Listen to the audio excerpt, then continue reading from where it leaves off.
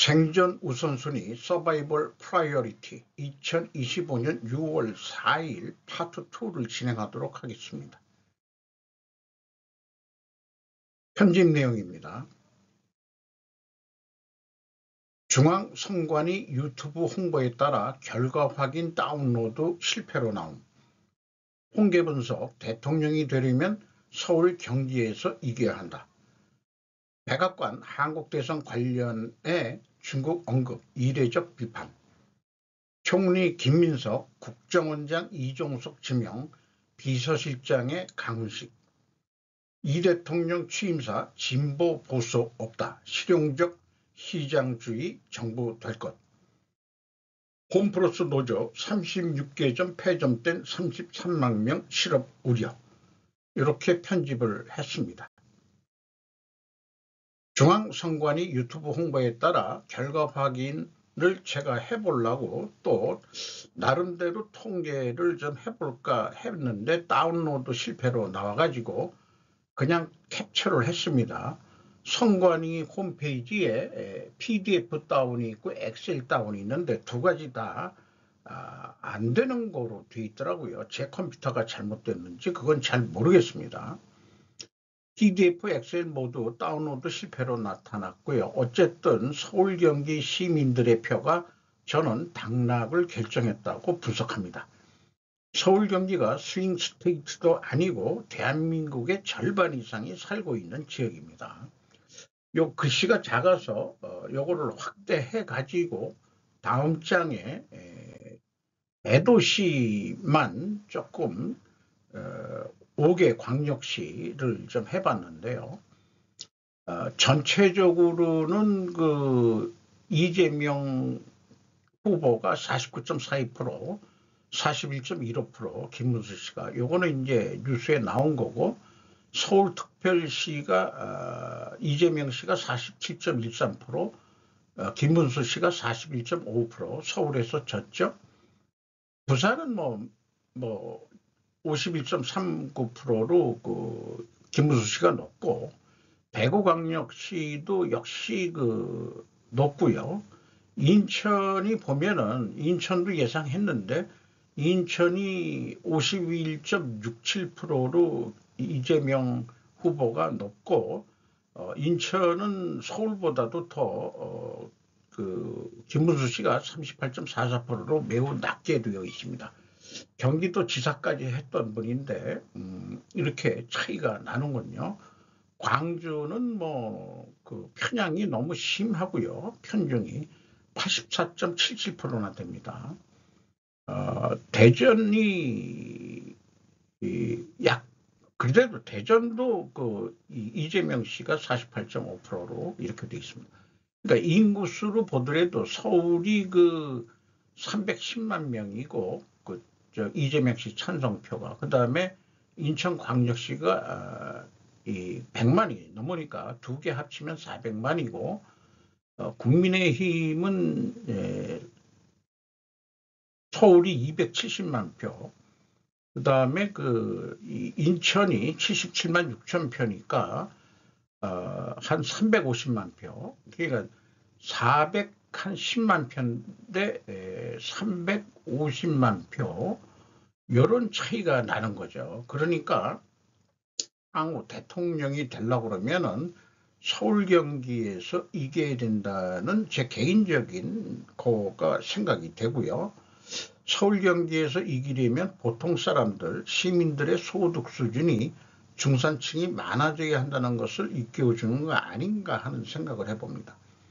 저소득층이 많으면 항상 심리적으로 야당 편에 서게 될 확률이 매우 높지 않을까 하는 거죠.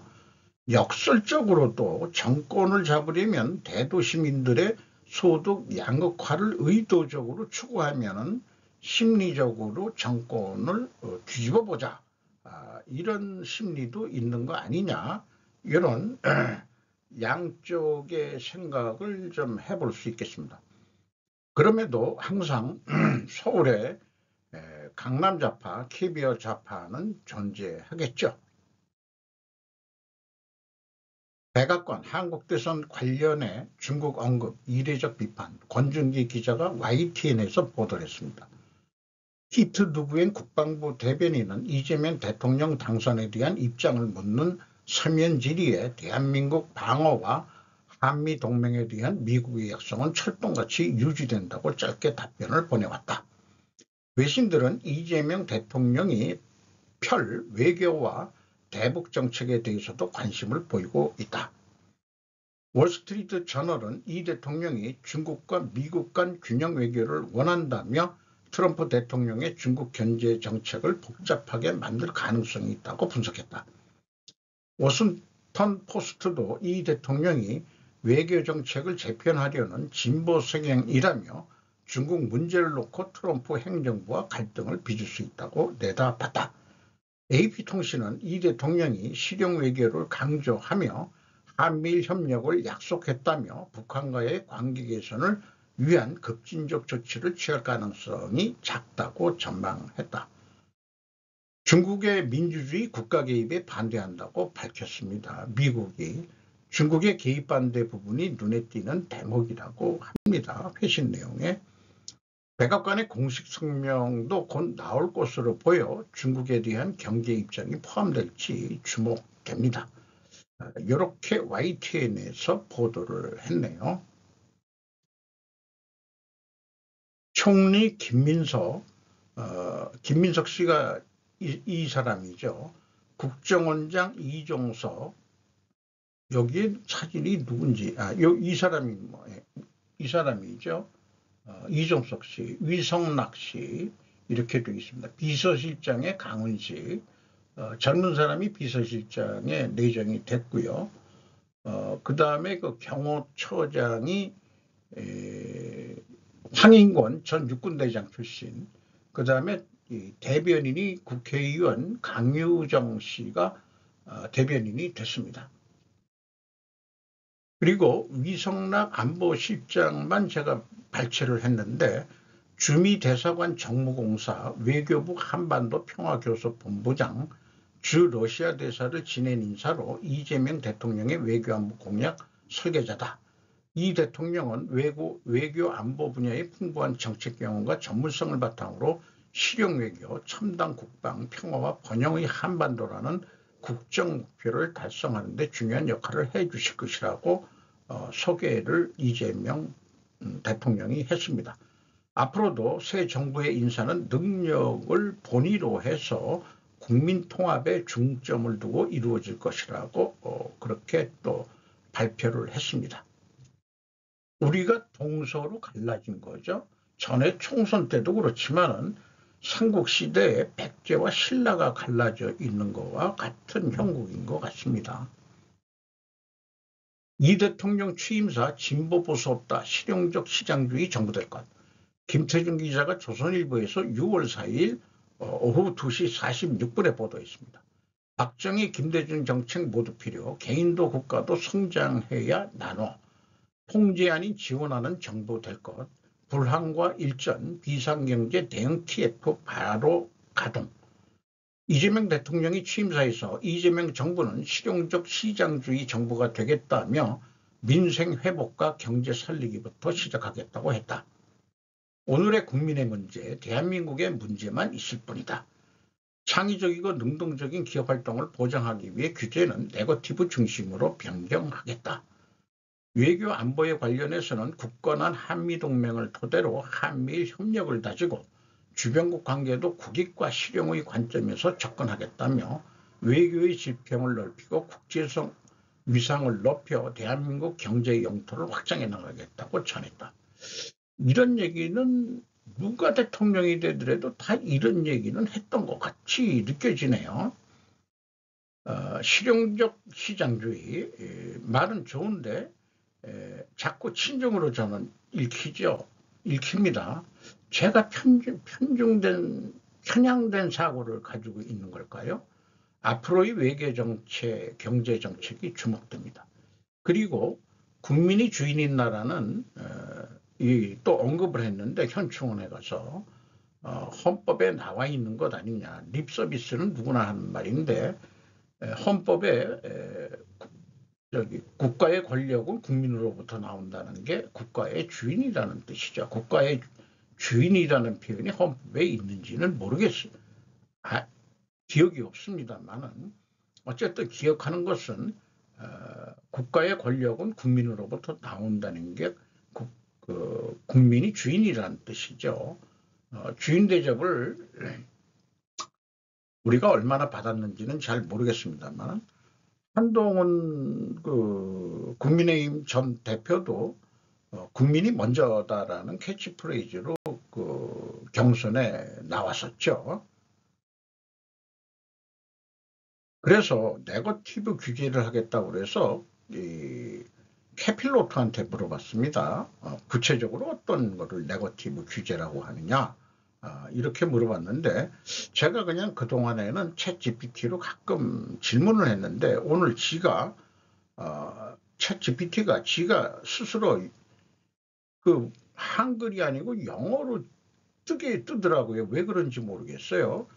그래서 다시 다운로드를 한글로 받아야 되는 건지 어떤 건지 그 방법을 아직 아들놈이 설치해 준 게 돼가지고 아들이 올 때까지 야 그거 어디서 다운로드 받아야 되느냐 또 물어봐야 될 것 같습니다. 우리는 모르는 거에 대해서는 이렇게 두려움이 또 앞서가지고 그런 게 있어요. 어쨌든 한글 작동이 안 돼가지고 영어로 제가 물어볼 수는 없지 않습니까? 그랬더니 이제 한글로 물어보니까는 묵묵부답이에요. 그래서 또 보니까는 캐필로트도 뭐 설치를 해 줬더라고요. 그래서 물어본 내용이 네거티브 규제에 대해서 쫙 설명을 해줬습니다. 특히 이번에 노동자의 권리를 위협하거나 시장 질서를 어지럽히는 행위에 대해서는 강력한 제재를 가하겠다고 밝혔다는 것도 캐필로트가 알려주네요. 그리고 마지막에 친절하게도 더 궁금한 점이 있으면 알려주세요 라고 답변을 하네요. 다만 궁금한 게 있으면 이제는 AI한테 자꾸 물어보는데 참고용으로는 되겠습니다. 참고용으로는 네이버 검색 가지고는 좀 한계가 있을 것 같고 자꾸 AI한테 물어보는 연습을 많이 해야 될 것 같습니다.